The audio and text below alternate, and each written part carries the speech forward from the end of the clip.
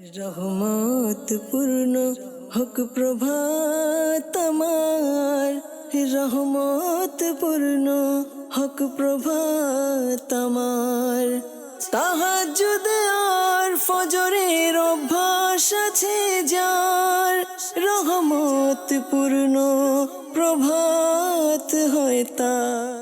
আলহামদুলিল্লাহি রাব্বিল আলামিন, আসসালাতু ওয়াসসালামু আলা সাইয়্যিদিল মুরসালিন, আম্মা বা'দু, ফাউযু বিল্লাহি মিনাশ শাইতানির রাজীম, বিসমিল্লাহির রহমানির রহিম। আসসালাতু ওয়াসসালামু আলাইকা ইয়া রাসূলুল্লাহ ওয়া আলা আলিকা ওয়া আসহাবিকা ইয়া হাবিবাল্লাহ।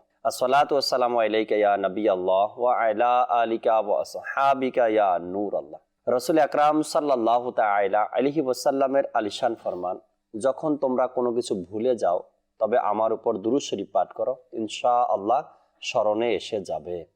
সাল্লু আলাল হাবিব সাল্লাল্লাহু তাআলা আলা মুহাম্মদ সাল্লাল্লাহু তাআলা আলাইহি ওয়াসাল্লাম। মাদানী চ্যানেলের দর্শক শ্রোতা, আলহামদুলিল্লাহ আরও একবার উপস্থিত হয়েছি রহমতপূর্ণ প্রভাত এই অনুষ্ঠানে। যে যেখান থেকে আমাদের অনুষ্ঠান দেখছেন, দূরে কিংবা কাছে, সকল দর্শককে জানাই আন্তরিক মোবারকবাদ। আলহামদুলিল্লাহ আজকের অনুষ্ঠানে আমরা হামদে বারি তাআলা শ্রবণ করব, নাতে রসুলে মকবুল সাল্লাল্লাহু তাআলা আলাইহি ওয়াসাল্লাম। আর ইনশাআল্লাহ তাআলা একটি বিষয় আমরা নিয়েছি আজকের আলোচনা করার জন্য, নেকির দাওয়াত দেওয়ার জন্য, কিছু ভালো কথা যাতে আমরা আলোচনা করতে পারি, শিখতে পারি, দিন ইসলামের কিছু দিক নির্দেশনা আমরা যেন পেয়ে থাকি। দর্শক শ্রোতা, আজকের যে বিষয় আমরা রেখেছি, বিষয়ে আপনাদেরকে জানাবো, এরপরে জুনায়েদ ভাই থেকে আমরা হামদে বারি তাআলা শুনবো। মুসলমান হিসাবে আমরা আমাদের ইবাদত, রিয়াজত, সালাম, এরপরে পরোপকারিতা, হালাল উপার্জন, এগুলোর পাশাপাশি আবার আমরা দেখা যায় রুজি রোজগারের জন্য ব্যবসা বাণিজ্য, চাকরি নাকরি, যুবকদের খেলাধুলা, লেখাপড়া, এই যে একটা মানুষের পুরো জীবনের একটা শিডিউল হয়ে থাকে, একটা কাজকর্ম হয়ে থাকে। এর মধ্যে শরীয়ত আমাদেরকে বা ইসলাম আমাদেরকে, আল্লাহ এবং রাসূলের পক্ষ থেকে আমাদেরকে কিছু কাজ দেওয়া হয়েছে যা করণীয় কাজ, আবার কিছু কাজ আছে ইরশাদ করা হয়েছে যা বর্জনীয় কাজ। এই যত কাজ আমরা করি, ইবাদত, রিয়াজত, খানা পিনা, ব্যবসা বাণিজ্য, চলাফেরা, আসা যাওয়া, আত্মীয় স্বজন, যা কিছু আছে এর মধ্যে করণীয় কাজ আছে, আবার বর্জনীয় কাজ আছে। এখন আমি মুসলমান হিসাবে যদি আমার করণীয় কাজটা আমি খুঁজে না পাই, করণীয় কাজ যদি আমি না জানি, তবে কিভাবে আমি সঠিক কাজটা করব? তবে আমি কিভাবে সঠিক পথ পাবো? কিভাবে আমি জান্নাতের পথ পাবো? এই জন্য আমাদেরকে করণীয় যে কাজগুলো আছে, একজন মুসলমান হিসাবে করণীয় যে কাজগুলো আছে, এই কাজগুলো যদি সে করতে পারে বা করে, তবে তার বর্জনীয় কাজের ধারেও তো যেতে পারবে না, খারাপ কাজের কাছেও যেতে পারবে না। করণীয় কাজ করেই তো আমার সময় শেষ, করণীয় কাজ দেখেই তো এগুলো করতে করতে তো আমার দিন পার হয়ে যাবে। আমি অন্য কাজে কখন যাব, অন্য কাজে আমি কখন মন লাগাবো? এই জন্য করণীয় যে কাজগুলো আছে এগুলো নিয়ে আজকে আমরা আলোচনা করবো ইনশাআল্লাহ তাআলা। কেননা করণীয় কাজ যেগুলো রয়েছে, মুসলমান যদি সেগুলো করতে পারে, সেগুলো করতে সক্ষম হয়, সময় মতো করণীয় কাজগুলো করে, তবে অন্য যে কাজগুলো রয়েছে, খারাপ কাজ বলি বা গুনাহের কাজ বলি, এর মধ্যে আমাদের হাত বাড়ানো, সেদিকে যাওয়া, সেটা নিয়ে চিন্তা ভাবনা করার সময় আমাদের হাতে নেই। ইনশাআল্লাহ তাআলা মোবালিকে দাওয়াত ইসলামে আজকে ইমরান আত্তারি ভাই আমাদের সাথে রয়েছেন, এরপরে আমাদের মিরাজ আত্তারি ভাইও রয়েছেন। আমরা এ বিষয় করণীয় কাজ সম্পর্কে আলোচনা করব, শুনুন ইনশাআল্লাহ তাআলা। আসুন আমরা ভালো ভালো নিয়ত সহকারে জুনায়েদ ভাই থেকে হামদে বারি তাআলা শ্রবণ করি। সাল্লু আলাল হাবিব সাল্লাল্লাহু তাআলা আলা মুহাম্মদ সাল্লাল্লাহু তাআলা আলাইহি ওয়াসাল্লাম। হামদে বারি শোনার পূর্বে ভালো ভালো নিয়ত করে নেই আল্লাহ তাআলার সন্তুষ্টি অর্জনের জন্য, সওয়াব হাসিল করার জন্য। আমরা সবাই মিলেমিশে হামদে বারি পড়ব, শুনবো ইনশাআল্লাহ। সাল্লি আলা রাসূলিনা সাল্লি আলা হাবিবিনা সাল্লি আলা মুহাম্মাদিন সাল্লি আলা নবিয়িনা সাল্লি আলা হাবিবিনা সাল্লি আলা মুহাম্মাদিন।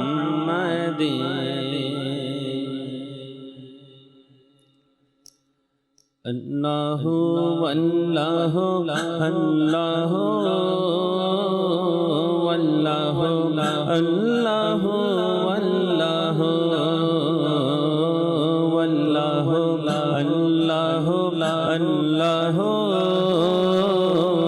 আল্লাহু আল্লাহু আল্লাহু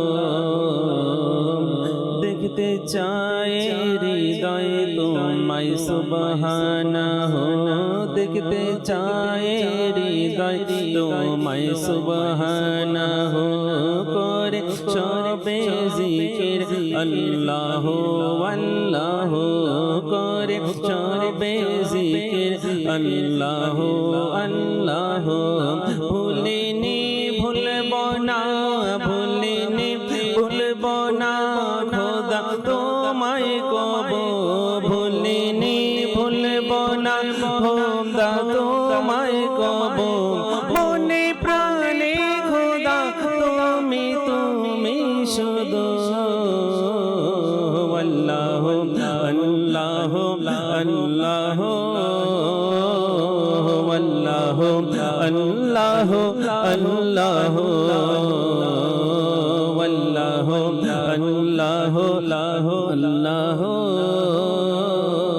আল্লাহ আল্লাহ আল্লাহ।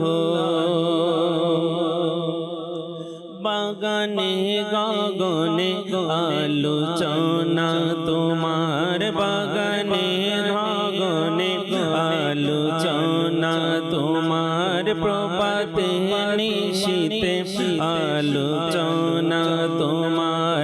তুমি রহমান রহিম অনন্ত অসীম, তুমি রহমান রহিম অনন্ত অসীম। তবনে অংশীদার, তবনে অংশীদার জলে জালালাহু আল্লাহ আল্লাহ আল্লাহ আল্লাহ আল্লাহ আল্লাহ। দেখতে চায় হৃদয় তোমায় সুবহানাহু, দেখতে চায় হৃদয় তোমায় সুবহানাহু, করে সবে জিকির আল্লাহ আল্লাহ।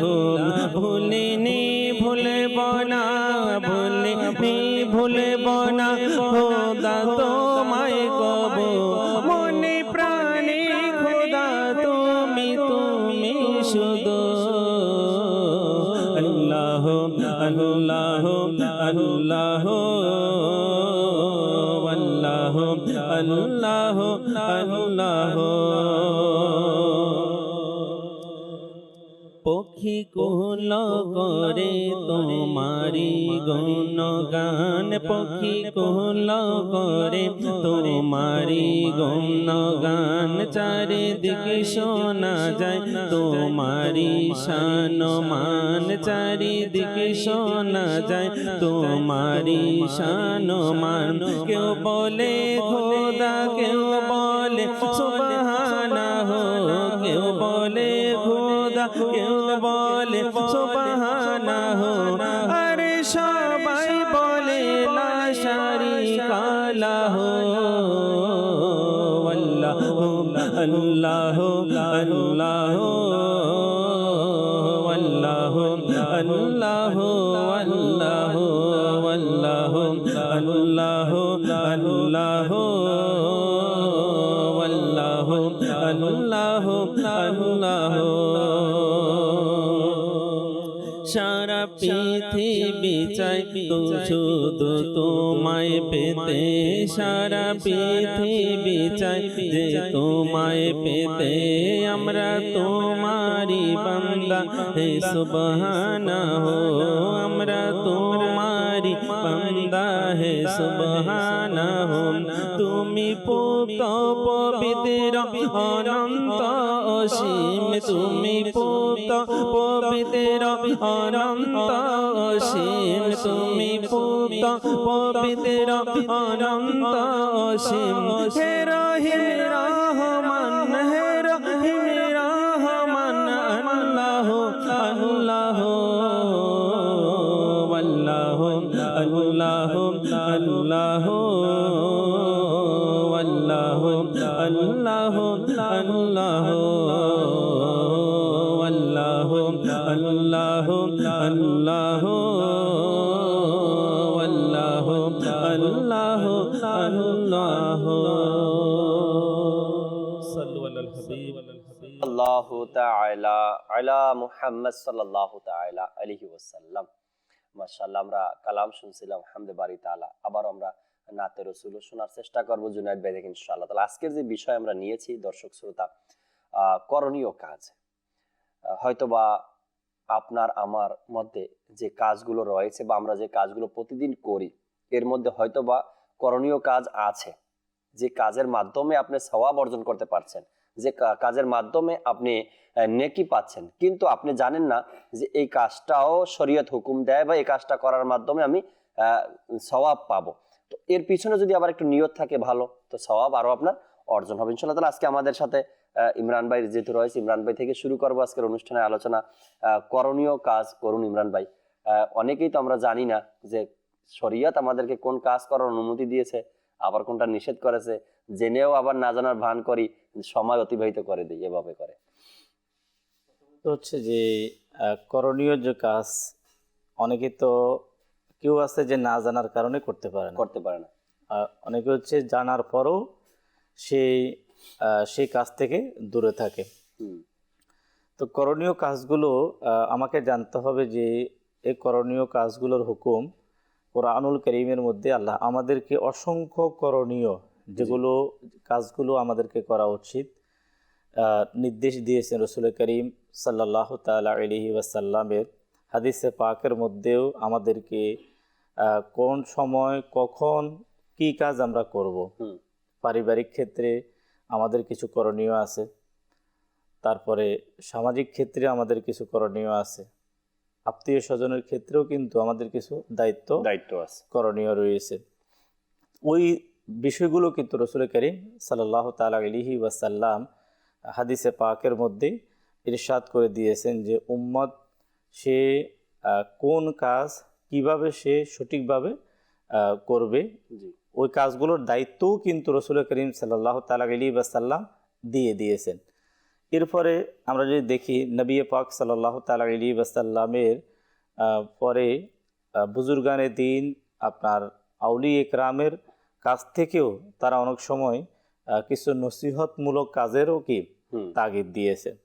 তো বাস্তবিক পক্ষে যদি আমরা সেই কাজগুলোকে আমরা ভালোভাবে দেখি যে আমি মুসলমান হিসাবে আমার জন্য এই কাজগুলো কোরআনুল কারীমে নির্দেশ দেওয়া হয়েছে, হাদিসে পাকে নির্দেশ দেওয়া হয়েছে, আমি এই কাজগুলোর করার জন্য একটা রুটিন আমি তৈরি করি, তাহলে আপনার যদি রুটিন তৈরি করা হয় তো বাস্তবিক পক্ষে ওই কাজগুলো সম্পূর্ণ করতে যখন একজন ব্যক্তি ব্যস্ত হবে, একজন ব্যক্তি যখন সে কাজগুলোকে আদায় করার জন্য চেষ্টা করবে, তখন বর্জনীয় যে কাজগুলো সেগুলো কখনো তার মাঝে আসতে পারবে না।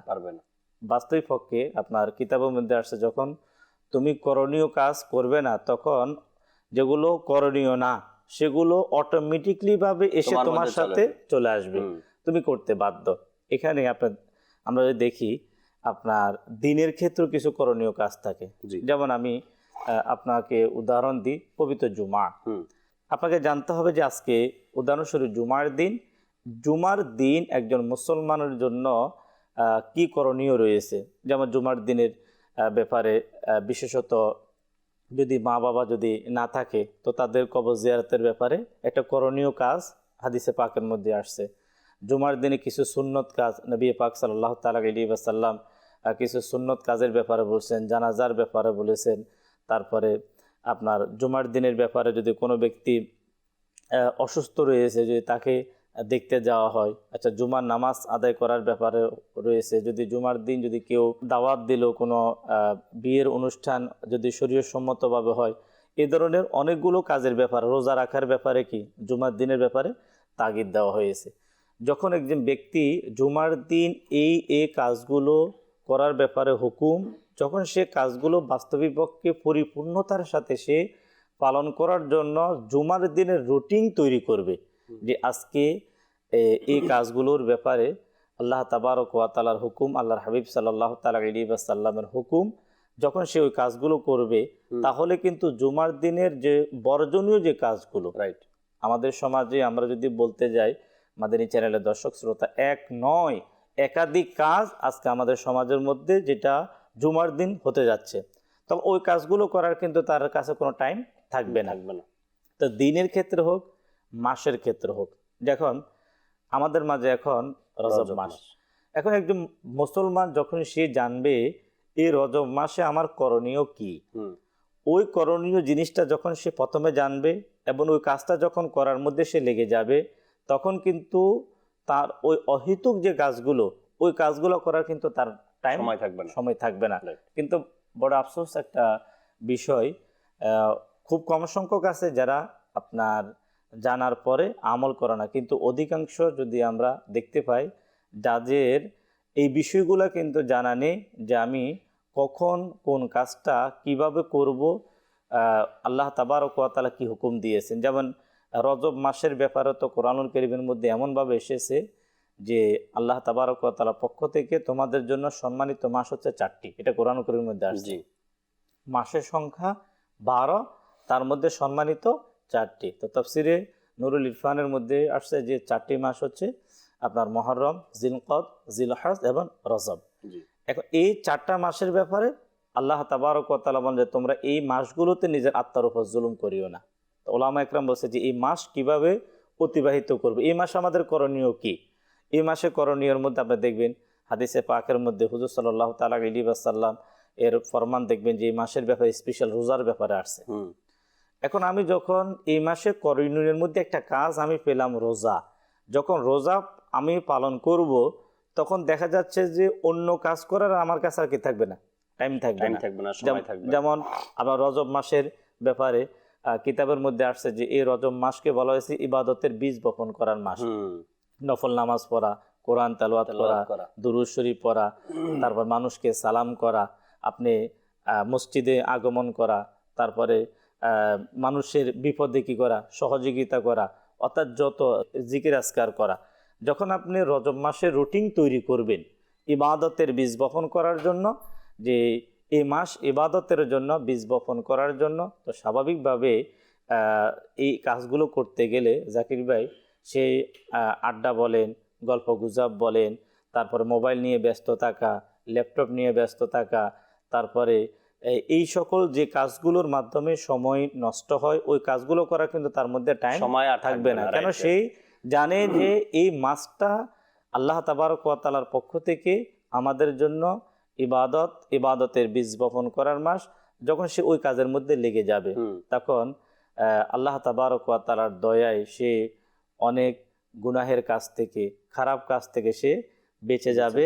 আর যদি সে ওই কাজগুলোর মধ্যে লেগে যায় তখন তার যে করণীয় কাজ রজব মাসে সেগুলো করা কিন্তু তার দ্বারা সম্ভব হবে না। সব ক্ষেত্রে এটা শুধু রজব মাস দিয়ে ইমরান ভাই উদাহরণ দিলেন, এটা সব ক্ষেত্রে কিন্তু দর্শক শ্রোতা যখনই আমরা করণীয় কাজের মধ্যে আমরা লেগে যাব, করণীয় কাজগুলো আমরা করব, তখন বর্জনীয় কাজ যেগুলো রয়েছে সেগুলোর আর আমাদের সময় থাকবে না।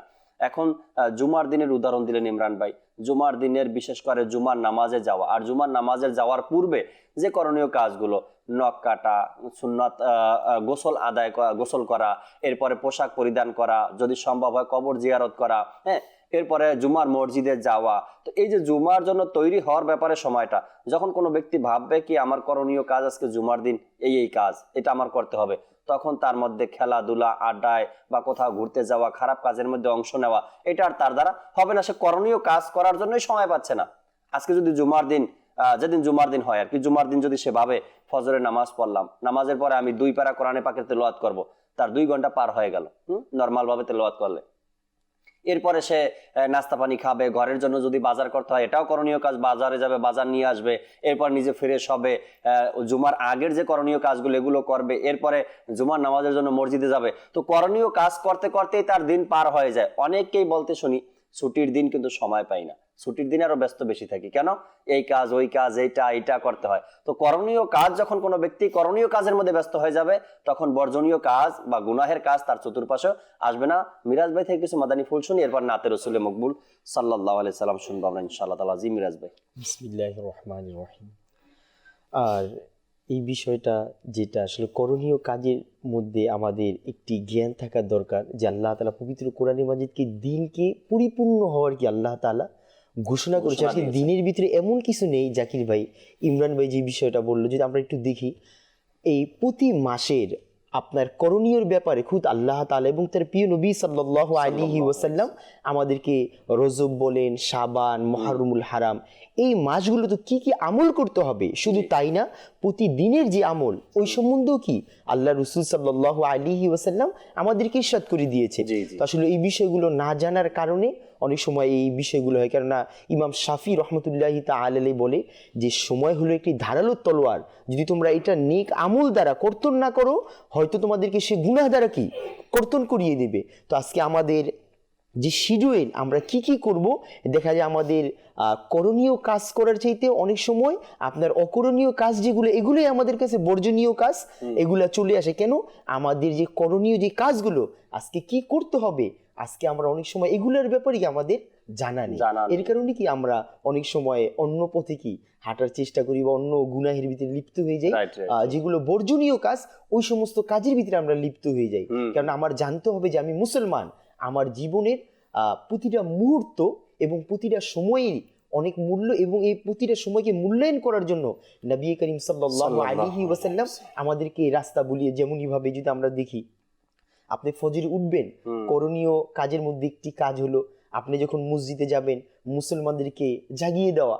এটাও আলহামদুলিল্লাহ সুন্নতে সাহাবা, সুন্নতে রসুল। তো যারা আল্লাহ পাকের দয়া আশিকানে রসুল এই কাজগুলো করে ফজরের নামাজ আদায় করবেন, যদি সম্ভব হয় ফজরে মসজিদ আল্লাহ পাকের জিকির করার ব্যাপারে আলাদা ফজিলত আল্লাহ তাআলা কোরআনে পাকের ভিতরে ইরশাদ ফরমান, হাদিসে পাকের ভিতরে ইরশাদ ফরমান। আবার ফজরে যখন সূর্য উদয় হয় তখন আপনি ইশরাক চাষতের নামাজের কথা হাদিসে পাক বলছে, আবার এর বরকত কি, আমি কি করণীয়, এটা কিন্তু ইসলাম একটা পরিপূর্ণ জীবন ব্যবস্থা। শুধু আমাদের না জানার কারণে আমরা অনেক সময় আপনার অকরণীয় কাজের ভিতরে আমরা লিপ্ত হই। যেমন এখানে বর্জনীয় কাজে লিপ্ত হয় আপনার কোরআনুল কারীমের মধ্যে আপনার সকাল সন্ধ্যা যাতে আমরা ইবাদত করি। এখন যখন আল্লাহ রাব্বুল আলামিন আহকামুল হাকিমিন আমাদেরকে বলছে তোমরা সকাল সন্ধ্যা কি করো, ইবাদত করো, যেটা কোরআনের মধ্যে স্পষ্ট সকাল এবং সন্ধ্যার ব্যাপারে আসছে। তখন আপনি একটু দেখে নিন যে সাহাবায়ে কেরামের রুটিন কি ছিল সকাল এবং সন্ধ্যার। আপনি দেখবেন সে তাহাজ্জুদ থেকে শুরু করে, যেটা আমাদের মিরাজ ভাই বললেন, এরপরে ফজরের নামাজ, ফজর নামাজের পরে ইশরাক শাস পর্যন্ত এই যে টাইমটা, এই টাইমে রাসূল করিম সাল্লাল্লাহু আলাইহি ওয়াসাল্লাম নামাজ সহকারে আর কি কি কাজ করার জন্য তাগিদ দিয়েছেন, সেম সন্ধ্যাবেলা। এখন আপনি দেখবেন যখন ওই জিনিসটা যখন আমরা বর্জন করলাম, অর্থাৎ যেটা করণীয় ওটাকে যখন বন্ধ করলাম, তখন আপনি কি করবেন? তো দেখা যাচ্ছে যে হয়তো আপনার ঘুম যাচ্ছেন, তখন তো সময় আমার হাতে, তখন পুরাই সময়।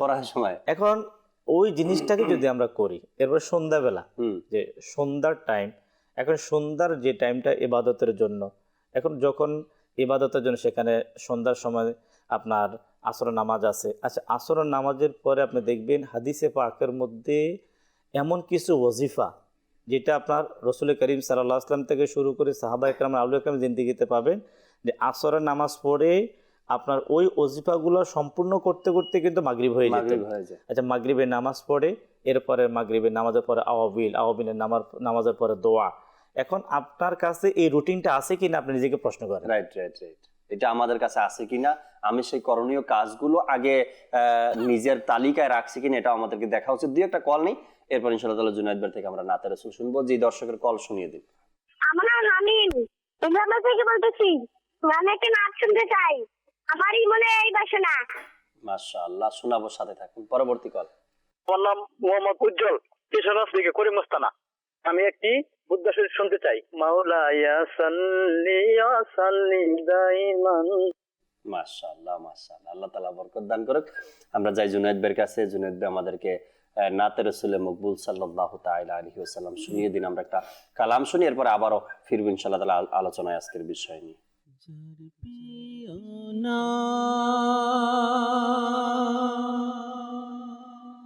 মুস্তাফা সাল্লি আলা মুহাম্মাদিন, যার প্রিয় নাম মুস্তাফা সাল্লি আলা মুহাম্মাদিন।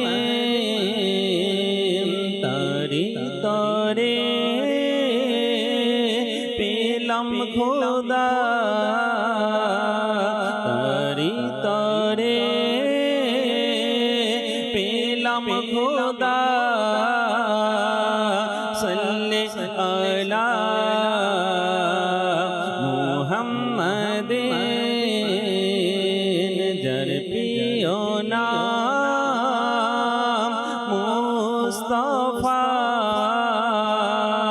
সাল্লি আলা মুহাম্মাদিন রুহুল আমিন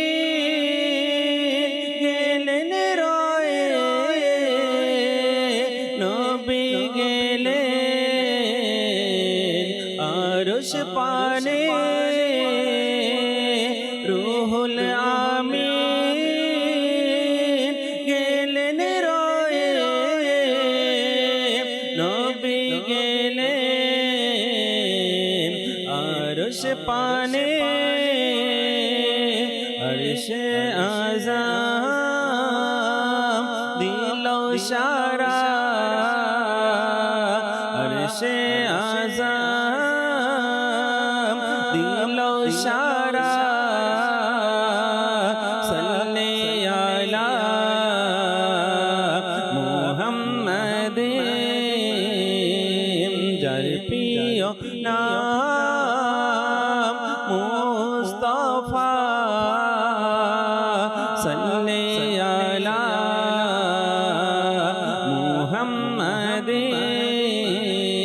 মুহাম্মাদিন প্রিয় নবী তোমার নাম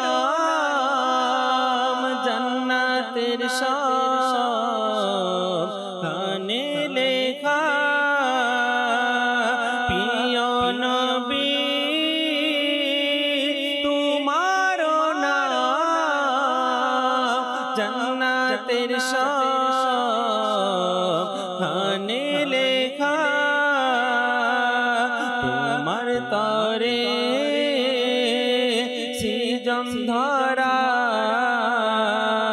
তোমার তরে সৃজন ধরা সাল্লি আলা মুহাম্মাদিন আল্লাহুম্মা সাল্লি আলা সাইয়্যিদিনা মুহাম্মাদিন আল্লাহুম্মা সাল্লি আলা সাইয়্যিদিনা মুহাম্মাদিন যখন ফেরে তা কবরে নবীর চেহারা দেখাবে যখন ফেরে তা কবরে নবীর চেহারা দেখাবে পরি যেন সে তাই খোদা সাল্লি আলা মুহাম্মাদিন সাল্লি আলা মুহাম্মাদিন সাল্লি আলা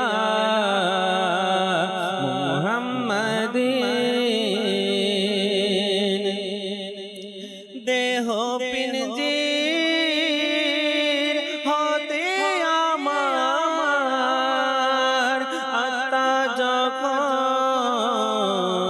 নেবে বিদায় দেহ পিঞ্জির হতে আমার আত্মা যখন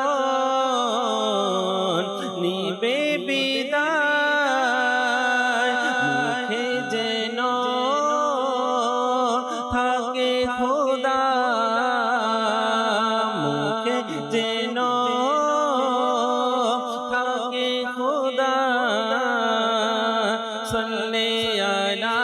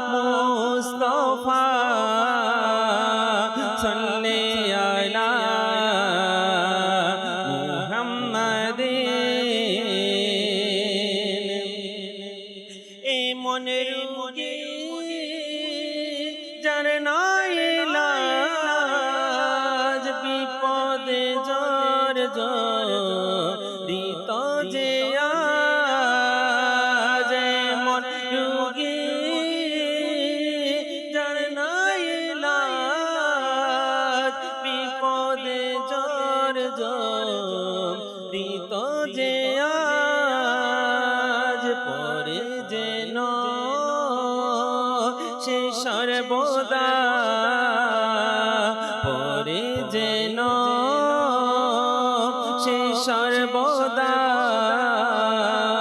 সাল্লি আলা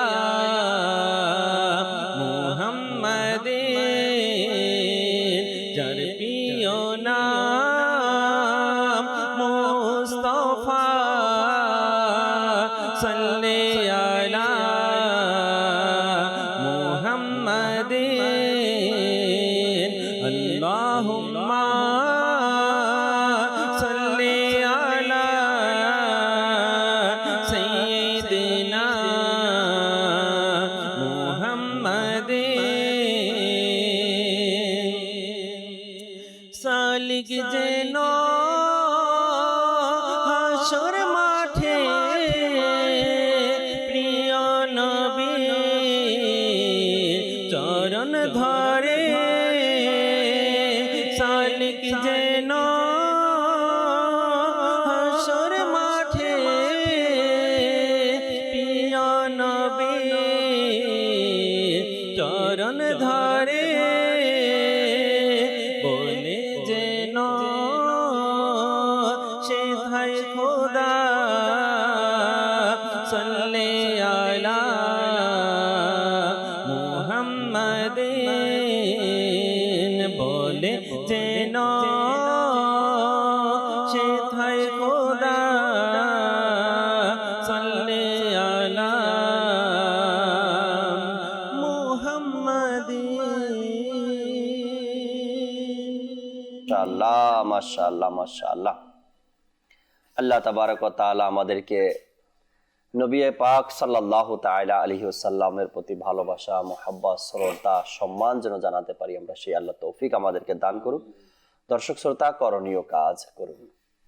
ইমাম জাফর সাদিক রহমাতুল্লাহি তাআলা আলাইহি, এনার কাছে একজন ব্যক্তি এসে জিজ্ঞাসা করলো, ওনাকে বলতে লাগলো, হুজুর, সকাল থেকে নিয়ে সন্ধ্যা পর্যন্ত আমার দিনগুলো এভাবে অতিবাহিত হয়, মানুষকে ধোঁকা দেওয়া, মানুষের সাথে মিথ্যা বলা, মানুষকে হাসানো, মজা করা, এই রকমের কাজের মধ্যেই আমার সকাল থেকে সন্ধ্যা অতিবাহিত হয়।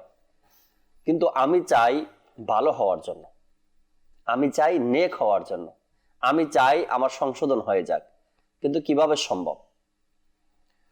তো তিনি রহমাতুল্লাহি তাআলা আলাইহি তাকে উপদেশ দিতে গিয়ে বললেন, এগুলো তো সব বর্জনীয় কাজ। মিথ্যা, এরপর মিথ্যা বলে বলে মানুষকে হাসানো, মজা করা, এরপর ধোঁকা দেওয়া, মানুষকে কষ্ট দেয়া। অনেক মানুষ আছে, যখন কোনো ব্যক্তি কষ্ট পায় তখন ওই ব্যক্তির সুখ তার কাছে আনন্দ হয়। কাউকে ঘুরাতে, কাউকে বোকা বানাতে, ধোঁকা দিতে মানুষের ভালো লাগে, এরকম ধরনের কিছু লোক আছে। তো তিনি রহমাতুল্লাহি তাআলা আলাইহি বললেন, তুমি যে কাজগুলো করছো এগুলো সবই বর্জনীয় কাজ। তুমি এক কাজ করো, করণীয় কাজগুলো তুমি করা শুরু করো, তখন এই কাজগুলো এমনিতেই তোমার থেকে বিদায় নিয়ে যাবে। তো আগত ব্যক্তি জিজ্ঞাসা করলেন, হুজুর, করণীয় কাজ কি? আবার আমি যেগুলো করি এগুলো তো করণীয়ই কাজ, এভাবেই তো দিন চলছে আমার, এখন আমার জন্য করণীয় কাজ কি? তখন তিনি রহমাতুল্লাহি তাআলা আলাইহি বললেন কি, আল্লাহ তাবারক ওয়া তাআলার হুকুমের মধ্যে লেগে যাও। আল্লাহ তাআলা যে হুকুম করেছেন, নবী পাক সাল্লাল্লাহু আলাইহি সাল্লামের পক্ষ থেকে যে আদেশ এসেছে সেগুলো মেনে নাও, শরীয়ত যা হুকুম দেয় সেগুলো করো, বাকিগুলো ছেড়ে দাও। আর শরীয়ত, ইসলাম, আল্লাহ তার রাসূলের পক্ষ থেকে যে কাজগুলো দেওয়া হয়েছে এটাই করণীয় কাজ, বাকিগুলো করণীয় কাজ নয়, এগুলো তোমার জন্য ঠিক হবে না। আর ওই কাজগুলো তোমাকে জাহান্নামের দিকে নিয়ে যাবে। আর করণীয় কাজ করো, তুমি জান্নাতের দিকে যেতে পারবে। তখন ওই ব্যক্তি বললেন, ঠিক আছে ইনশাআল্লাহ তাআলা, এখন থেকে আমি করণীয় কাজ যেগুলো আছে ওলামা একরাম থেকে শুনে শুনে আমি করণীয় কাজ এখন থেকে করব। তো আমাদের সমাজের মধ্যে হাজার নয় লক্ষ লক্ষ মানুষ যারা আছে এই মুহূর্তে আমাদের সাথে অনুষ্ঠান দেখছেন, করণীয় কাজ একবার চিন্তা করুন, একবার বসুন যে করণীয় কাজ আমি কয়টা করি ডেলি, আর বর্জনীয় কাজ আমার থেকে কতগুলো হচ্ছে, আমি কতগুলো কাজ এভাবে করছি। তবেই দেখবেন ইনশাআল্লাহ তাআলা কি হবে, আমার থেকে গুনাহের কাজগুলো দূর হয়ে যাবে। একজন মানুষ, একজন মুসলমান রাস্তা দিয়ে চলছে বা রাস্তা দিয়ে কোথাও যাচ্ছে, অপর একজন মুসলমানের সাথে দেখা। এখন এখানে করণীয় কাজ আর বর্জনীয় কাজ কি? আমি একজন মুসলমান, আমার সাথে একজন মুসলমানের সাথে দেখা হলো, আমার করণীয় কাজ তাকে সালাম দেওয়া, চিনি আর না চিনি, মুসলমান হিসাবে অপর মুসলমানকে সালাম দিলাম। এখন কি করি আমরা? সালামের এখন বর্জনীয় কাজটা আমি কি করি? একজন লোককে যেতে দেখলাম, কত ভাব, কি পোশাক পরছে, মানে জমিদারের ছেলে, হাঁটার স্টাইল কি, আমাকে দেখে কেমন করে হাঁটছে। যেটা বর্জনীয় ছিল সেটা সে করলো, আর যেটা করণীয় ছিল, সালাম দেওয়ার দরকার ছিল, সে সালাম দিল না, করণীয় কাজটা ছেড়ে দিয়ে সে বর্জনীয় কাজটা করে বসে আছে। এটাই তো ভুল আমাদের। আর এই ভুলের মধ্যে থাকার কারণেই তো আমরা সময়কে বেশি পাই, আর সময় বেশি পাওয়ার কারণে সময়টাও আমাদের খারাপ কাজের মধ্যে অতিবাহিত হয়। আল্লাহ রসুল সাল্লাল্লাহু আলাইহি ওয়াসাল্লাম মুসলমানের করণীয় ব্যাপারে আল্লাহর হাবিব হাদিসে পাকে বলে যে প্রতিবেশীর আপনার 6টা হকের ব্যাপারে হাদিসে পাকে আসছে। যেভাবে এর বিধে সর্বপ্রথম হলো, যখন তুমি তোমার প্রতিবেশীর সাথে সাক্ষাৎ হয় তুমি তাকে সালাম দাও, সুবহানাল্লাহ, নাম্বার 1। নাম্বার 2, যখন তোমার প্রতিবেশী তোমাকে দাওয়াত দেয় তুমি তা গ্রহণ করে নাও, আল্লাহ তার দাওয়াতকে কবুল করে নাও। আল্লাহ। নাম্বার 3, এগুলো আমাদের দৈনিক দিন, এটা দিনের সাথে আমাদের রিলেটেড, এই জিনিসগুলো আমাদের জানা দরকার। যে আমি সারা দিন হয়তো অনেকে মাআযাল্লাহ না জানার কারণে এই সমস্ত গুনাহের ভিতরে লিপ্ত হয়ে যায়। তো নাম্বার 2 ছিল যে তোমাকে কেউ দাওয়াত দিলে গ্রহণ করে নাও। নাম্বার 3, কেউ যদি তোমার কাছে পরামর্শ চায় তাহলে তুমি তাকে সঠিক পরামর্শ দাও। এটাও কিন্তু কি একটা প্রতিবেশীর হক। যখন তোমার এলাকার মধ্যে কেউ অসুস্থ হয়ে যায় তখন কি তার সেবা করো। নাম্বার 5, যখন তোমার সামনে কেউ হাঁচি দেয়, তো আসল দেখেন ইসলাম কত সুন্দর যে একজন হাঁচিদাতা আল্লাহ রসুল এইভাবে ইরশাদ করতেছে, যখন কেউ হাঁচি দেয়, যখন সে আল্লাহ তাআলার প্রশংসা করে, জবাবে তুমি কি তার হাঁচির জবাব দাও। আর হাদিসে পাকে এটাকে ওয়াজিব বলা হয়েছে, কি হাঁচির জবাব দেওয়াকে, উত্তর দেওয়াকে। আর নাম্বার 6 হলো, যদি তোমার প্রতিবেশী কেউ মারা যায় তাহলে তুমি তার জানাজায় অংশগ্রহণ করো, তাকে কি যদি সম্ভব হয় এক দাফনি তার কাজে যাও, তার জানাজার খাত তোমার কাঁধে উঠাও। এটা হলো, এই 6টা হলো একটা প্রতিবেশীর হক। আল্লাহ রাসূল যে আমাদের করণীয় কি কি একজন মুসলমানের সাথে, এগুলো আমাদের যদি জানা হয় তো আমাদের জন্য ইনশাআল্লাহ এই কাজগুলো করা সহজ হয়ে যাবে। কেননা আজকে মুসলমান না জানার কারণে হয়তো ওই কাজটা আপনার মাআযাল্লাহ যে রাস্তা দিয়ে হাঁটার সময় আরেকজনকে আপনার বিভিন্ন অপবাদমূলক কথাবার্তা বলা, সে হয়তো এটার ভিতরে মজা বুঝে গেছে, তো তার জন্য সে মজার ভিতরে আছে, কিন্তু সে এখনো করণীয় কাজের যে মজা, নেকির যে মিষ্টতা, এই জিনিসটা তার আদৌ তার এটা অনুভব হয় নাই। এটার যে একটা তৃপ্ততা নেকির কাজ করার কারণে। কেননা জাকির ভাই, একটি বিষয় যদি দেখেন যে গুনাহ এটা এমন একটি বিষয়, হাদিসে পাকে আছে তুমি কেউকে দেখে হাসিও না, তাহলে হয়তো এর পরের দিন তোমাকে দেখে কেউ দেখে হাসবে। এটা কিন্তু খুদ আল্লাহ তাআলা পবিত্র কোরআনে মাজিদে কসম সহকারে আল্লাহ তাআলা এই কথা ইরশাদ করতেছে যে তুমি কারো মুসিবত দেখে, কাউকে বিপদে দেখে তুমি কি নিজে এর আনন্দ উপভোগ বা তোমার চেহারা যদি হাসির ঝলক না দেখা যায়, তুমি অপরের দুঃখে দুঃখিত হও। হাদিস এই কথা বলে। কিন্তু যারা আজকে এই সমস্ত বিভিন্ন গুনাহের ভিতরে লিপ্ত হয়ে যায়, অপরের দুঃখ দেখে হাসি, এরকম এটা বর্জনীয় কাজে লিপ্ত হয়ে যায়, তো এর কারণে আগামীকাল তো আমারও এই অবস্থা চলে আসতে পারে। তখন আমার পরিবেশ দেখে, আমার বর্জনীয় কাজ দেখে মানুষ আসবে, এটাই তো স্বাভাবিক। তো আমরা হাদিসে পাক একটা তো এমন আছে না যে যখন কোনো মুসলমানের গুনাহ প্রকাশ পায় আর সে সেটা থেকে তওবাও করে নেয়, কোনো ব্যক্তি গুনাহের কাজ করলো আর সেই গুনাহ থেকে তওবাও করে নিল, এরপরে যদি কোনো ব্যক্তি ওই গুনাহের কাজের কারণে ওই ব্যক্তিকে খোঁটা দেয় বা অন্যান্য মানুষকে বলে যে ওই ব্যক্তি এমন ধরনের কাজ করেছেন, তো হাদিসে পাকের মধ্যে আসছে আল্লাহ তাবারক ওয়া তাআলা ওই ব্যক্তিকে ততক্ষণ ইন্তেকাল দিবে না যতক্ষণ পর্যন্ত ওই গুনাহের কাজ তার থেকে সম্পাদন না হবে। জাকির ভাই, যে প্রতিটি মুসলমান এই জ্ঞান রাখে যে আমার করণীয় কাজের মধ্যে একটা গুরুত্বপূর্ণ কাজ হচ্ছে কোরআনুল কারীমের জ্ঞান হাসিল করা। আমি নিজেকে প্রশ্ন করে নিজের থেকে আমি উত্তর নিই। কোরআনুল কারীমের মধ্যে যদি কোনো ব্যক্তি যে শুধু এইটাকে প্রথমে কি করে শিখে নেয়, যে কোরআনুল কারীমের মধ্যে আল্লাহ তাবারক ওয়া তাআলা শিখার মানে এখানে কোরআনুল কারীম থেকে কয়েকটা জিনিস নিতে হবে, শুধু তেলাওয়াত শেখা না। এটা যদিও প্রথম নাম্বার হচ্ছে আপনার সহি শুদ্ধভাবে তেলাওয়াত শিখা। এরপরে এই কোরআনুল কারীমের অনুবাদ, এক একটা আয়াতের মধ্যে আপনার যদি আপনি সূরা ফাতিহা যদি অনুবাদটা একটু ভালো করে পড়েন দেখবেন, সূরা নাসটা পড়েন, সূরা ফালাকটা পড়েন, প্রতিটা সূরার মধ্যে আমাদের জন্য মানে মুক্তি সহজ সঠিক কোনটা, এই জিনিসটা কিন্তু সেখানে কি আছে আপনার এক একটা সূরার মধ্যে, এক একটা আয়াতের মধ্যে কোনো না কোনো দিক নির্দেশনা আল্লাহ তাআলা আমাদের জন্য করে দিয়েছে। আমি আপনাকে বলি, হয়তো আমাদের মাদানী চ্যানেলের দর্শক শ্রোতাদের মধ্যে অনেকেই আমার কথায় হ্যাঁ বলবে। আপনার অধিকাংশ মানুষ বর্তমানে পাওয়া যাবে যারা এই কয়েকটা জিনিস থেকে কোরআনুল করিম শিক্ষা, এর অনুবাদ এবং অনুবাদের পাশাপাশি ওই আয়াতে আমাদের মূল করণীয় কি তাফসীর, এর থেকে আমরা সম্পূর্ণভাবে আমরা কি দূরে। যেমন একটা আয়াতকে আমরা নিই, আল্লাহ রাব্বুল আলামিন কোরআনুল করিমের মধ্যে ফরমান, হে ইমানদারগণ তোমরা পরিপূর্ণতার সাথে ইসলামে প্রবেশ করো।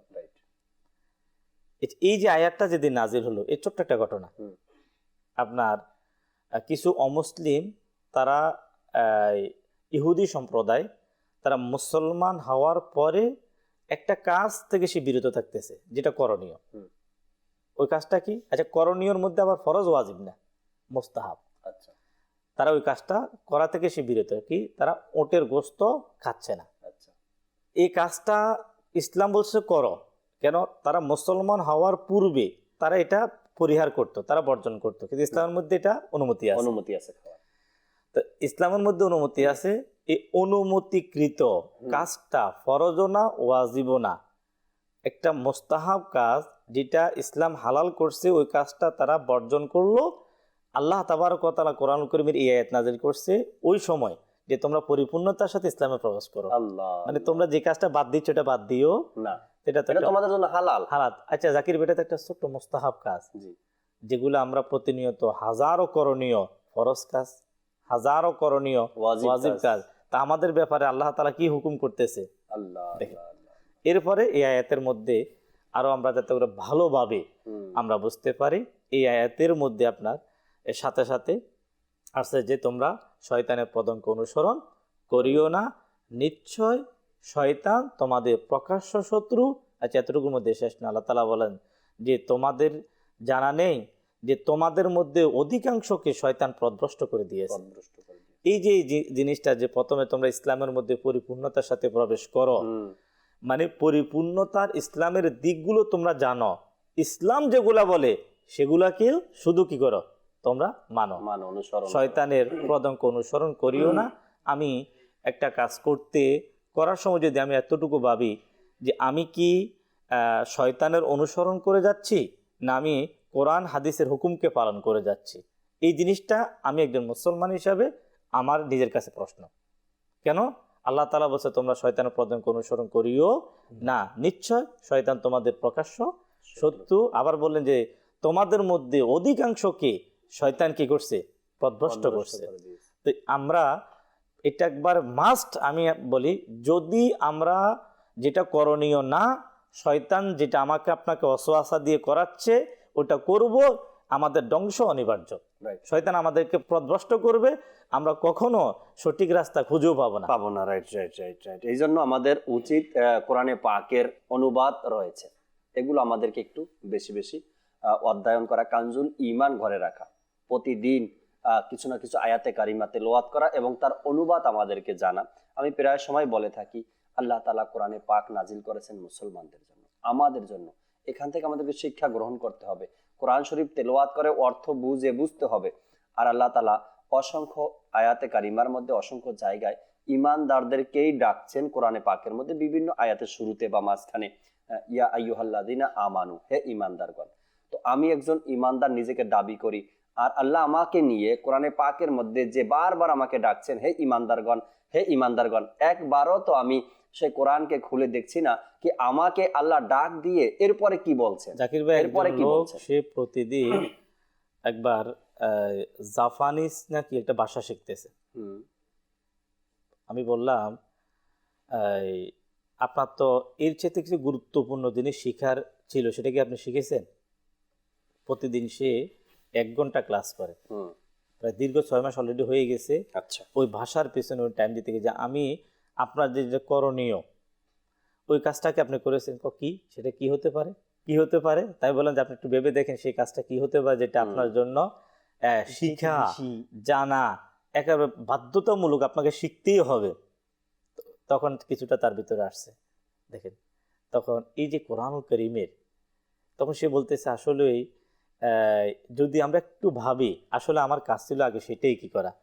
সে কোরআনুল কারীমের একটা হরুফ কিভাবে তেলাওয়াত করতে হবে, উচ্চারণ কিভাবে করতে হবে, তার যে এই শিখার যে বিধানটা মাদানী চ্যানেলের দর্শক শ্রোতা একটু যদি আমি ভাবি কি কোরআনুল করিম শিক্ষার ব্যাপারে স্বয়ং কোরআনুল করিমের মধ্যে এসেছে, হাদিসে পাকের মধ্যে এসেছে।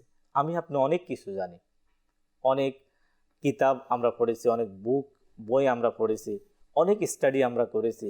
আমি প্রশ্ন করি যে যেটা আমার আপনার জন্য শিক্ষণীয় শিখার সেটা আমি আপনি শিখেছি কিনা, সেটাতে আমরা টাইম দিয়েছি কিনা।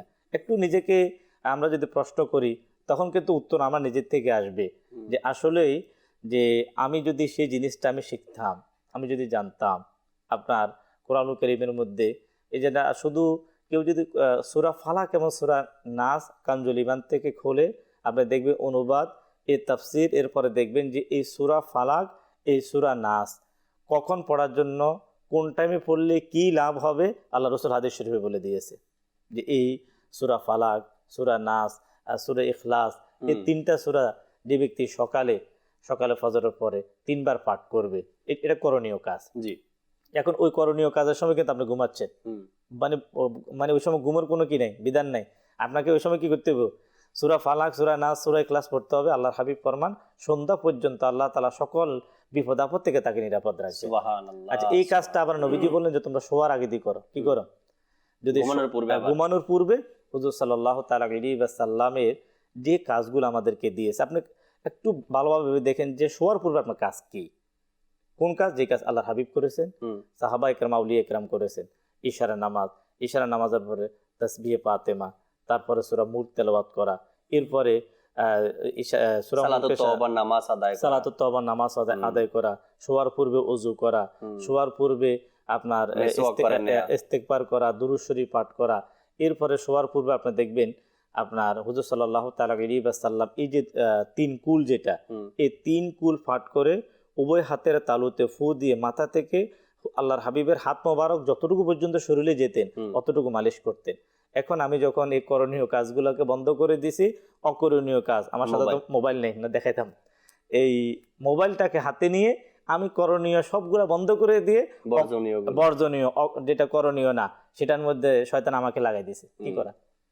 আবার তো এইটা বলে আফসোস করে যে কি করব, তো সময় আছে দেখবেন কেউ আপনার গেমস নিয়ে বসে পড়ছে, কি করবে না, ইসলাম আপনাকে কি করবেন এটা বলে নাই, এটা বলে নেই আর কি। এরকম একটা বিষয় যে ইনি ফ্রি, এখন কেউ আফসোস হয় জাকির ভাই যে আমরা যখন বিভিন্ন বাসে সফর করতে হয় তো অনেক সময় দেখি সে বইসা বিভিন্ন আপনার নাটক, সিনেমা, এগুলা গান, হেডফোন কানের ভিতরে দিয়ে চলতেছে।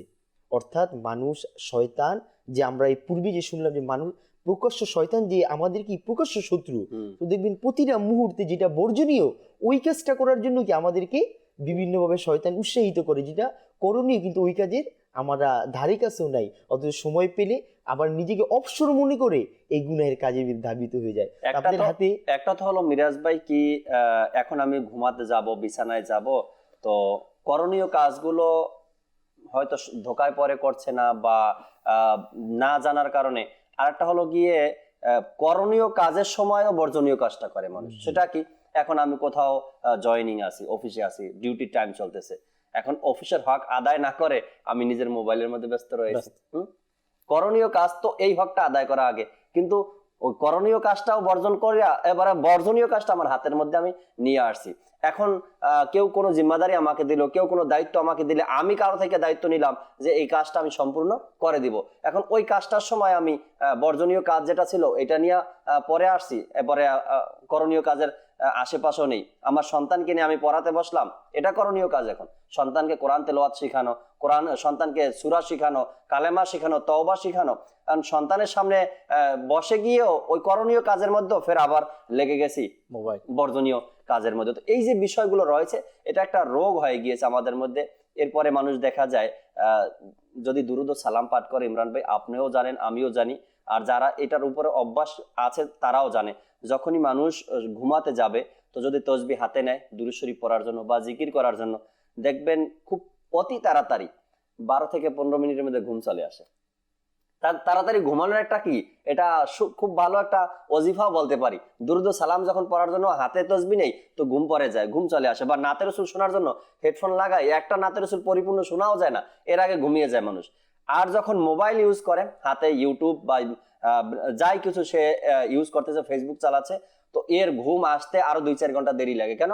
আরো একটা ভালো কিছু পোস্ট পাইলো, আর একটা কিছু পোস্ট পড়লো, আর একটা নতুন ভিডিও দেখলো, এভাবে করে করে করে তার কি হয়, সময় পার হতে থাকে, ঘুম আর আসে না। সব দিক থেকে ক্ষতি আর ক্ষতি রয়েছে, ঘুমের ডিস্টার্ব, সময়ের অপচয়, গুনাহের কাজ। এখানে জাকির ভাই শুধু কিছু তো আছে যে সময়কে নেকির মাধ্যমে নেক আমল অতিবাহিত করা, এমন কিছু কাজ আছে যেটা আপনার ব্যবসার ক্ষেত্রে দোকানে, ওই দোকানেও যখন সে অকরণীয় কাজের মধ্যে লিপ্ত হয়ে যায়, এটা ঘটনা ঘটলো এই জন্য আমি বললাম, জি, বলার উদ্দেশ্য দোকানে একজন যখন কাস্টমার যখন সে আসে, সে সে চেষ্টা করে ভালো সার্ভিস যাতে করে সে পায়।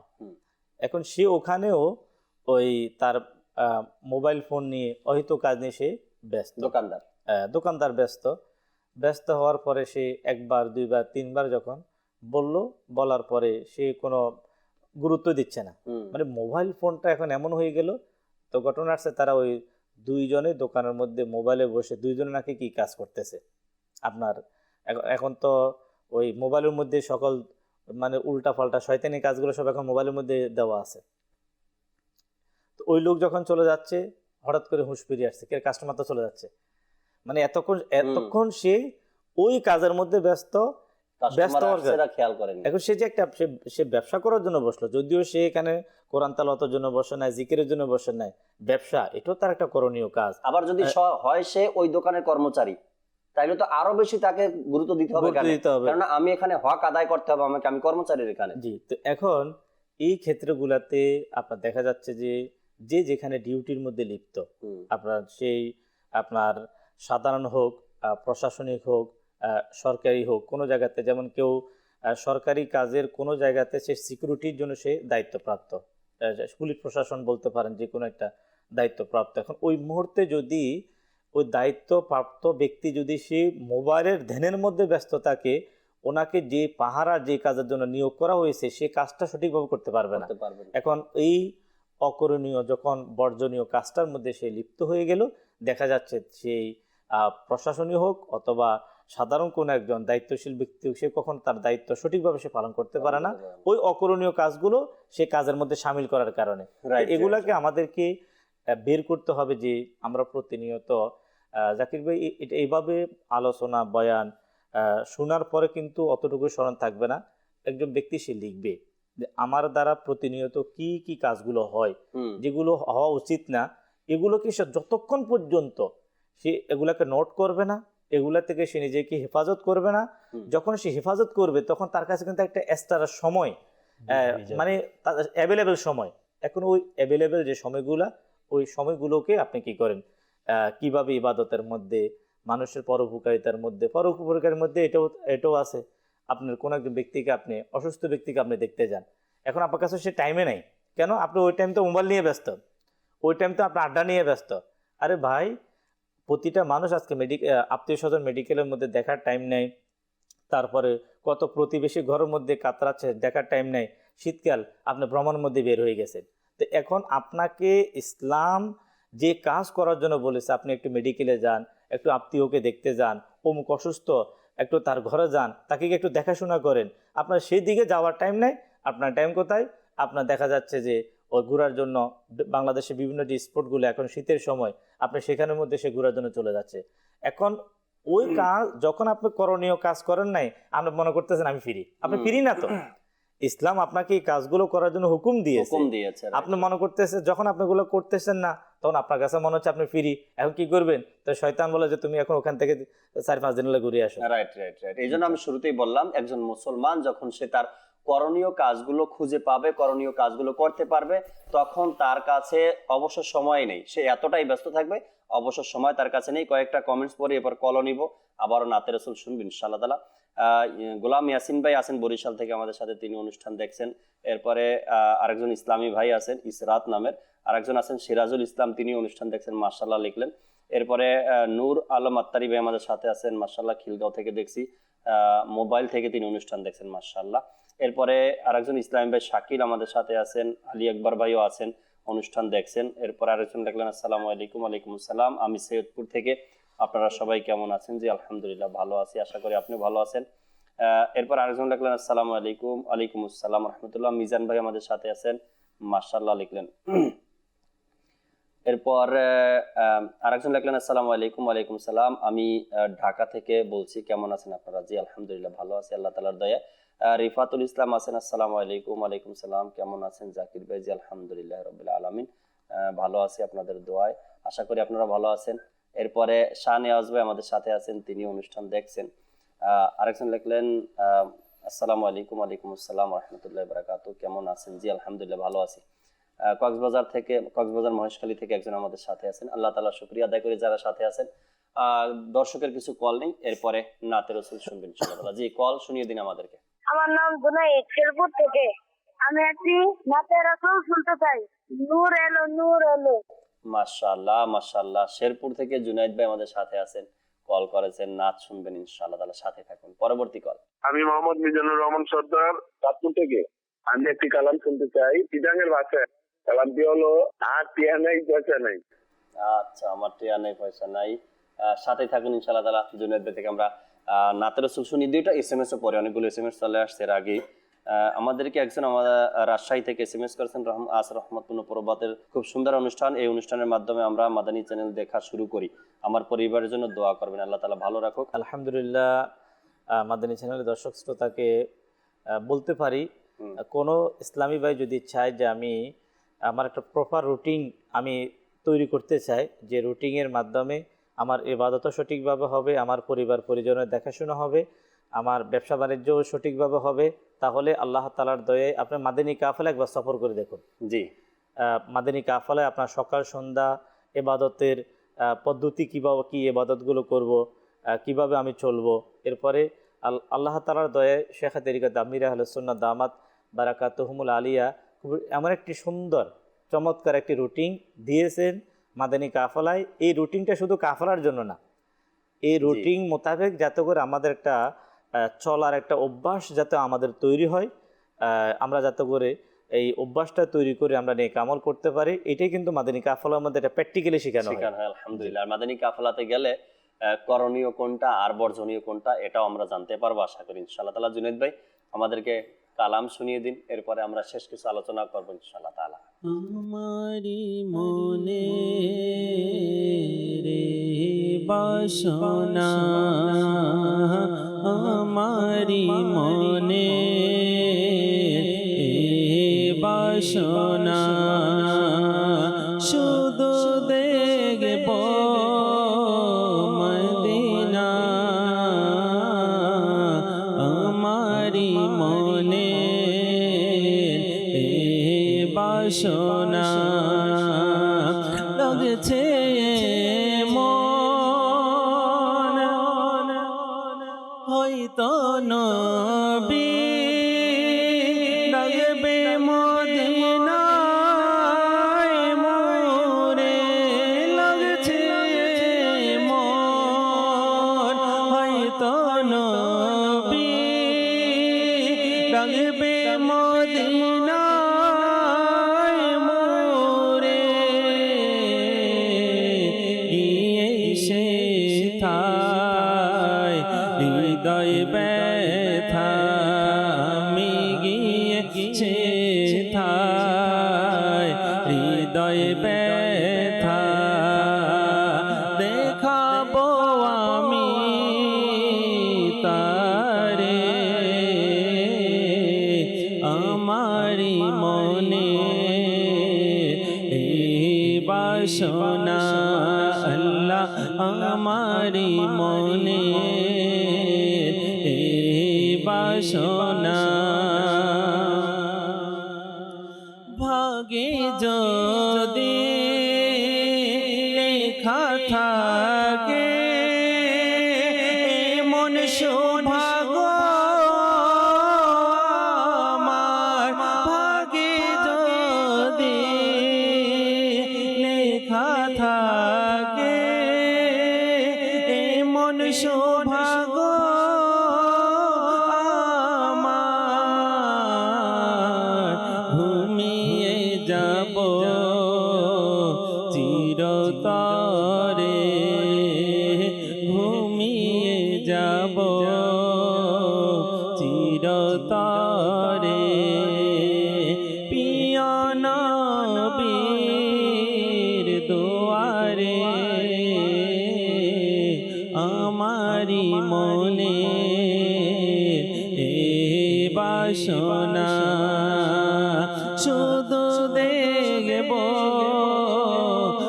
মদিনা আমারি মনে বাসনা মরণ আমার হয় যেন গো সবুজ গম্বুজের নিচে মরণ আমার হয় যেন গো সবুজ গম্বুজের নিচে ঘুরব কত দারে দারে ঘুরব কত দারে দারে পিয়া নবীর দরবার ছেড়ে আমারি মনে বাসনা আল্লাহ আমারি মনে বাসনা শুধু দেখব মদিনা আমারি মনে বাসনা হাসরের মাঠে নিজেকে আমি রাখব কিভাবে ধরে হাসরের মাঠে নিজেকে আমি রাখব কিভাবে ধরে কাছে এসো তারে এসো এসো কাছে তারে এসো পিয়া নবী যখন বলবে মোরে আমারি মনে বাসনা আমারি মনে বাসনা শুধু দেখব মদিনা আমারি মনে বাসনা মাশাআল্লাহ মাশাআল্লাহ। অনেকেই লিখেছিলেন কি খাজা গরিবে নওয়াজ রহমতুল্লাহি তাআলার মানকাবাত শুনিয়ে দিলে খুশি হতাম। একজন আমাদেরকে লিখলেন আসসালামু আলাইকুম। ওয়ালাইকুম সালাম। আমি জামালপুর থেকে বলছি, মাটির বাড়ি মাটির ঘর এই কালামটি শুনতে চাই। রোহান আহমেদ ভাই আমাদেরকে লিখছেন এটা। রোহান ভাই সাথেই থাকুন, আমরা শোনানোর চেষ্টা করব। এরপরে আরেকজন লিখলেন, তিনি লিখলেন আমি শুনতে চাই আর টিয়া নাই পয়সা নাই এই কালামটি শুনতে চাই। এরপর চট্টগ্রাম থেকে তানবীর ভাই আছেন, চট্টগ্রাম ভোজপুর থেকে, তিনিও কালাম শুনতে চেয়েছেন। এরপরে সাজ্জাদ ভাই আছেন হিন্দ থেকে, ইন্ডিয়া থেকে, তিনিও আমাদের অনুষ্ঠান দেখছেন। জুনায়েদ ভাই কি খাজা গরিবে নওয়াজের মানকাবাত আছে সাথে শোনানো সম্ভব? আচ্ছা ঠিক আছে। আল্লাহ আল্লাহ আল্লাহ আল্লাহ, কালাম শুনিয়ে দিন যে অনুরোধ আসছিল। টিয়া নাই পয়সা নাই কেনে যাইতাম সোনার মদিনা কেনে যাইতাম আর টিয়া নাই পয়সা নাই কেনে যাইতাম সোনার মদিনা কেনে যাইতাম মনে হতে যাইবার লাই তো টিয়া পয়সা নাই মনে হতে যাইবার লাই তো টিয়া পয়সা নাই মনে হয় হাইর মতো পুরল মরতা আর টিয়া নাই পয়সা নাই কেনে যাইতাম সোনার মদিনা কেনে যাইতাম আর টিয়া নাই পয়সা নাই কেনে যাইতাম সোনার মদিনা কেনে যাইতাম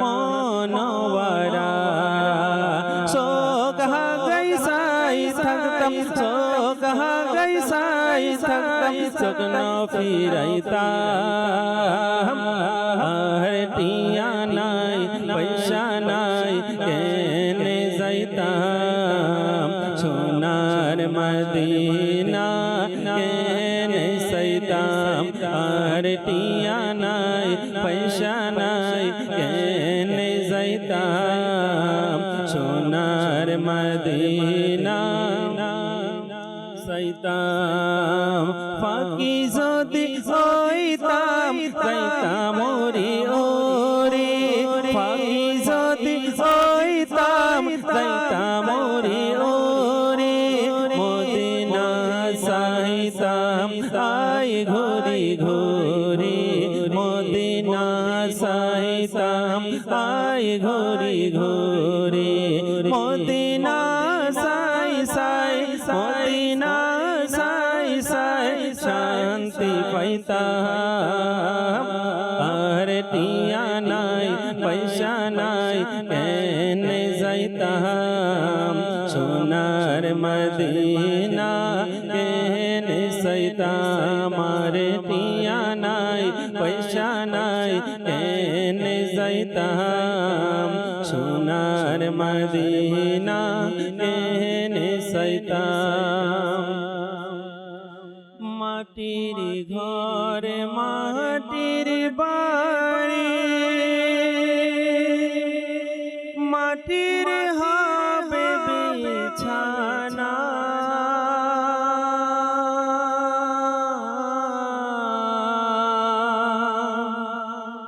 মাটির ঘর মাটির বাড়ি মাটির হবে বিছানা আশ্রয়ে কাজাইবা একা সঙ্গে কেহ যাবে না আশ্রয়ে কাজাইবা একা সঙ্গে কেহ যাবে না মাটির ঘর মাটির বাড়ি মাটির হবে বিছানা আসছয়ে কাজাইবা একা সঙ্গে কেহ যাবে না বাবা গেছে মা গেছে বাবা গেছে মা গেছে কেউ তো ফিরে আসল না আসছয়ে কাজাইবা একা সঙ্গে কেহ যাবে না মাটির ঘর মাটির বাড়ি মাটির হবে বিছানা আসছয়ে কাজাইবা একা সঙ্গে কেহ যাবে না আল্লাহ তুমি হেফাজত করো, আল্লাহ কবুল করো। দর্শক শ্রোতা, দেখতে দেখতে সময় প্রায় শেষের দিকে। আরো কিছু শেষ মাদানী ফুল আমরা শ্রবণ করি মোবাইল লিগে দাওয়াত ইসলামী থেকে, এরপরে আমরা সালাতু সালামের দিকে যাবেন ইনশাআল্লাহ তাআলা। মিরাজ ভাই, আজকের যে বিষয় আমাদের ছিল করণীয় কাজ, আরো কিছু মাদানী ফুল শেষ দর্শককে। তো শেষ সময় আসলে ওইখানে তো দীর্ঘ আলোচনা করার আসলে করণীয়, আলহামদুলিল্লাহ জীবনের প্রতিটা মুহূর্ত দ্বীনে ইসলাম আমাদেরকে কি করতে হবে, করণীয় বিষয়গুলো আমাদের আলহামদুলিল্লাহ জানিয়ে দিয়েছে। আর এর জন্য হুজুর সাল্লাল্লাহু আলাইহি সাল্লাম কিন্তু বিদায় হজের সময়ও এই কথাই বলেছেন, আমি কি ইসলামকে পরিপূর্ণ করে দিয়েছি তোমাদের সামনে। এটাই কিন্তু, আর এটা আসলে আমাদের যারা এখন কয়েকটা বিষয়গুলো জাকির ভাই বাবা মার জন্য, যে বাবা মারও কিছু করণীয় আছে। দেখবেন যে ছেলে বলেন যারাই আজকে গুনাহের ভিতরে লিপ্ত হয়ে যাচ্ছে বা বর্জনীয় কাজ করছে, এর একটি কারণ হলো বাবা মার কাছ থেকে যে সঠিক আপনার শিক্ষা দরকার ছিল সেটা হয়তো পাচ্ছে না তারা। আমাদের পূর্বের বুজুর্গানিদিন সাহাবা ইকরাম তারা কিভাবে তাদের কি আপনার করণীয় কাজগুলো কিভাবে আদায় করতো, যেমনই ভাবে আপনার একটি বয়ানের বিষয় ছিল এই সপ্তাহে আমাদের সাপ্তাহিক যে বয়ান। তো আপনার কোচিং সেন্টারের ভিতরে স্যার ছিল, তো সব ছাত্রকে জিজ্ঞাসা করলো যে তুমি কি হতে চাও বড় হলে। সবাই এক একজনের অভিমত পেশ করতে লাগলো। একজন বললো যে আমি বড় হয়ে অনেক বড় ইঞ্জিনিয়ার হব, কেউ বললো আমি লয়ার হব। এইভাবে এক একজন এক এক অভিমত পেশ করলো। তো লাস্টে একজন ছিল যার নাম ছিল সালাম, তুই কি দাঁড়াইছে। তো বলতেছে, স্যার বলতেছে তুমি কি হবে। তো বলতেছে আমি সাহাবি হব। তো বলতেছে যে সাহাবি কে, তুমি কি জানো। তো বলতেছে জানি না, তবে এতটুকু জানি প্রতিদিন আমার মা শোয়ার সময় আমাকে সাহাবিদের ঘটনা শোনায়। তো আমি এর থেকে নিয়ত করছি যে আমি বড় হলে সাহাবি হব। তো আসলে এটা কিন্তু নিজের পরিবারের পক্ষ থেকে বাপমার যে শিক্ষা, এটা হলো সন্তান সর্বপ্রথম যে শিক্ষাটা পাই এটা বাপমার কাছ থেকে। যদি আমরা আমাদের সন্তানদেরকে করণীয় কাজের ব্যাপারে সাহাবা ইকরামের জীবনী, কেননা আমাদের সবচাইতে যে আপনার দেখুন যে বিষয়গুলো আমাদেরকে আমাদের হৃদয়কে টাচ করে, যার মাধ্যমে আমরা শিক্ষাগুলো পাবো, তাহলে আমাদের সাহাবা ইকরাম। কারণ আমার নবী বলে যে সাহাবা হলো, সাহাবা ইকরামের কথা হাদিস শরীফে আছে যে উজ্জ্বল নক্ষত্রের ন্যায় তাদেরকে কিয়ামত পর্যন্ত যারা অনুসরণ করবে তারা সবাই হেদায়েতের পথ পেয়ে যাবে। তো এর জন্য আমাদের সন্তান যারা রয়েছে, তো তাদেরকে সাহাবা ইকরাম যে করণীয় যে আপনার ঘটনাবলী ছিল, তো তাদেরকে এই বিষয়ে অবগত করা, এটা পিতামাতা হিসাবে এটা আমাদের উপর আবশ্যক। কারণ আমার নবী বলে তোমরা তোমাদের সন্তানদেরকে 3টি বিষয়ে শিক্ষা দান করো। নাম্বার 1 নবীর মহব্বত, নাম্বার 2 কোরআনের মহব্বত, নাম্বার 3 নবীর আহলে বাইতের মহব্বত। তো এই সমস্ত বিষয় যদি আমরা আমাদের সন্তানদেরকে শিক্ষা দিই, তবে ইনশাল্লাহ সে যখন বুঝ হবে তার যে নিজের আপনার ভালো মন্দর যখন জ্ঞান চলে আসবে, তাহলে আল্লাহ পাকের দয়ায় সে সাহাবা ইকরামের যে আমলগুলো ছোটকালে মা বাবার কাছ থেকে যে শিক্ষাটা, এটা তার জীবনে বাস্তবায়ন হবে, সে বর্জনীয় কাজ থেকে বাঁচবে। এর জন্য পিতামাতা হিসেবে তারও অনেক কিছু করণীয় আছে। যেভাবে হাদিস শরীফে তো এর একটি সারাংশ হলো যে ছোট সন্তান হলো সাদা পাতার ন্যায়, তোমরা এখানে যা লিখবে তাই লেখা উঠবে।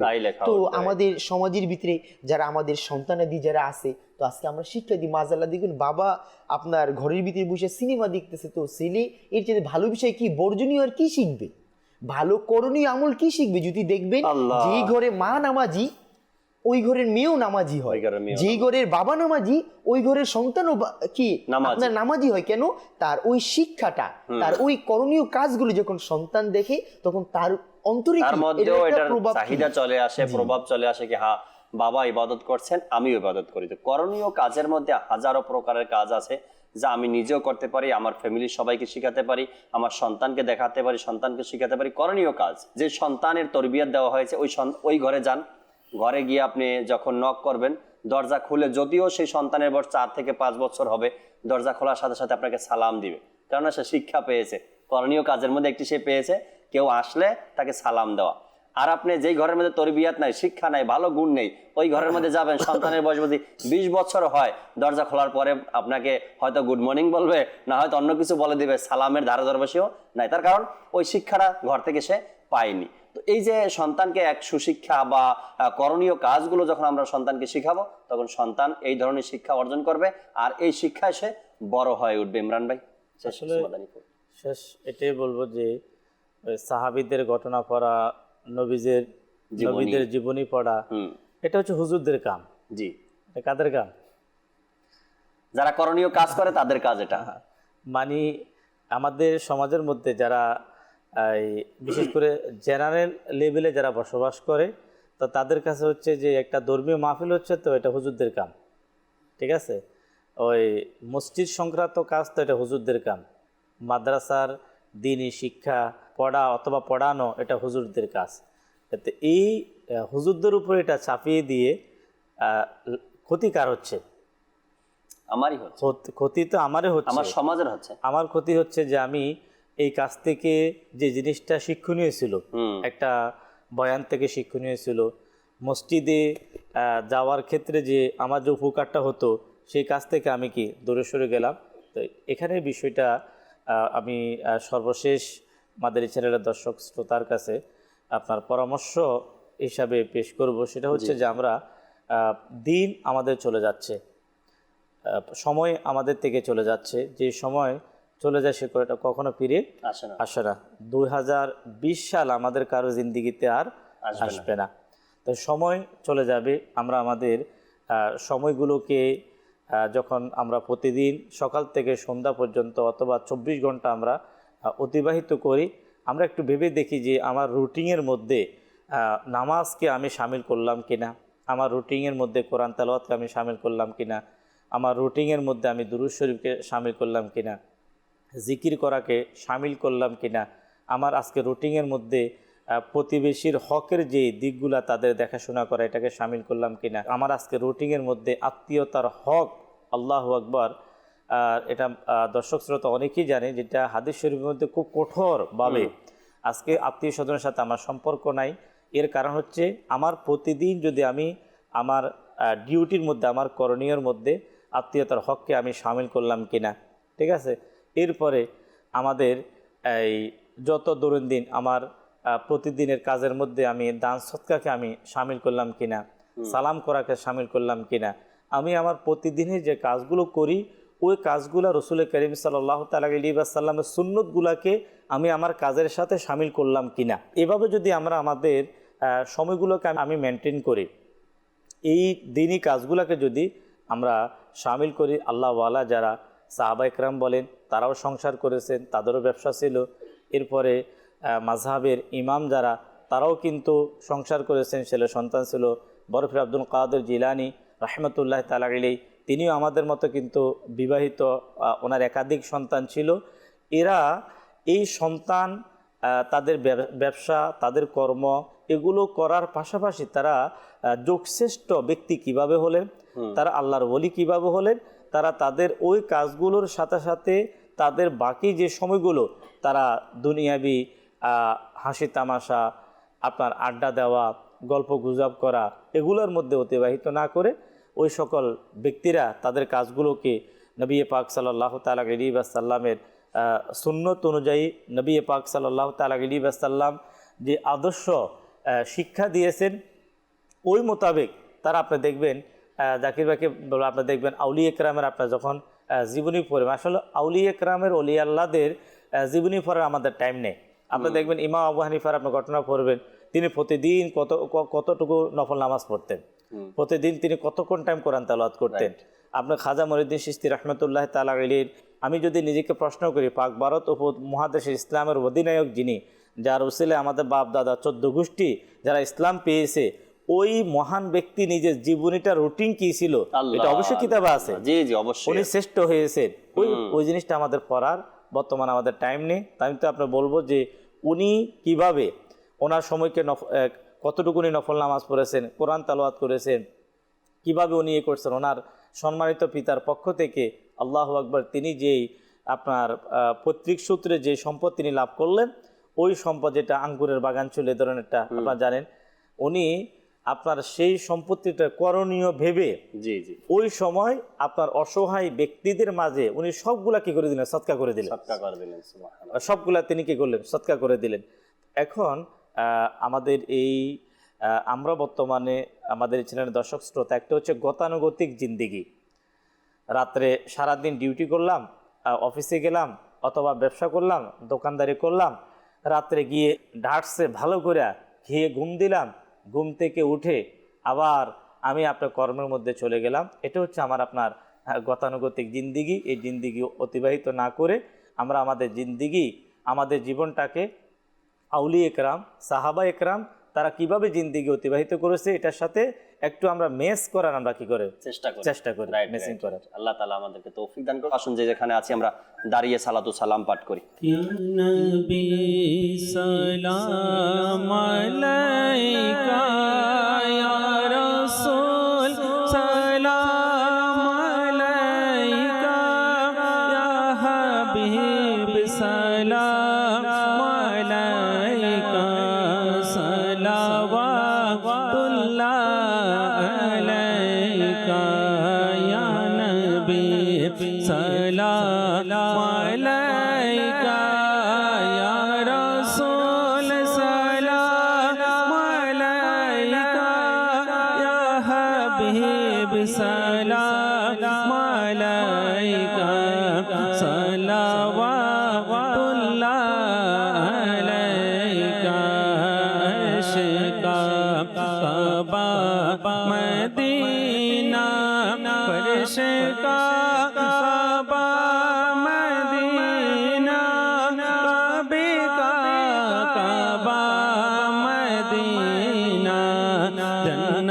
जन्नतुल मावा मदीना या नबी सलाम अलैका या रसूल सलाम अलैका या हबीब सलाम अलैका सलावतुल्लाह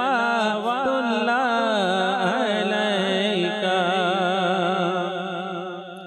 যখন হবে তোমার দিদার তখন ঈদে হবে আমার স্বপ্নে আসোনা মদনী মদিনে वाले या नबी सलाम अलैका या रसूल सलाम अलैका या हबीब सलाम अलैका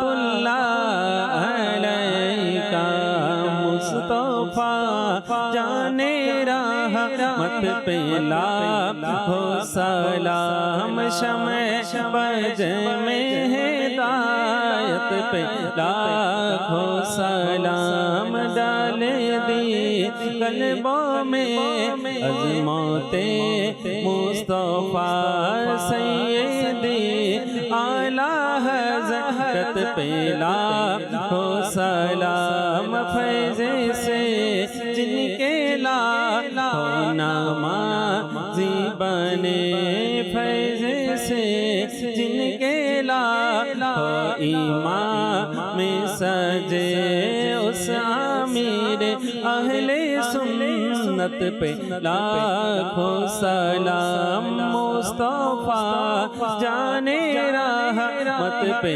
लाखों सलाम शमे बज में हिदायत पे लाखों सलाम अस्सलातु वस्सलामु अलैका या रसूलल्लाह व अला आलिका व अस्हाबिका या हबीबल्लाह सुब्हानक अल्लाहुम्मा व बिहम्दिका ला इलाहा इल्ला अंता अस्तगफिरुका व अतूबु इलैक सुब्हानक अल्लाहुम्मा व बिहम्दिका ला इलाहा इल्ला अंता अस्तगफिरुका व अतूबु इलैक सुब्हानक अल्लाहुम्मा व बिहम्दिका ला इलाहा इल्ला अंता अस्तगफिरुका व अतूबु इलैक अस्सलातु वस्सलामु अलैका या नबी अल्लाह व अला आलिका व अस्हाबिका या नूर अल्लाह ला इलाहा इल्लल्लाह मुहम्मदुर रसूलुल्लाह सल्लल्लाहु ताला अलैहि वसल्लम। রহমত পূর্ণ হোক প্রভাত আমার, রহমত পূর্ণ হোক প্রভাত আমার। তাহাজ্জুদ আর ফজরের অভ্যাস আছে যার, রহমত পূর্ণ প্রভাত হয় তার।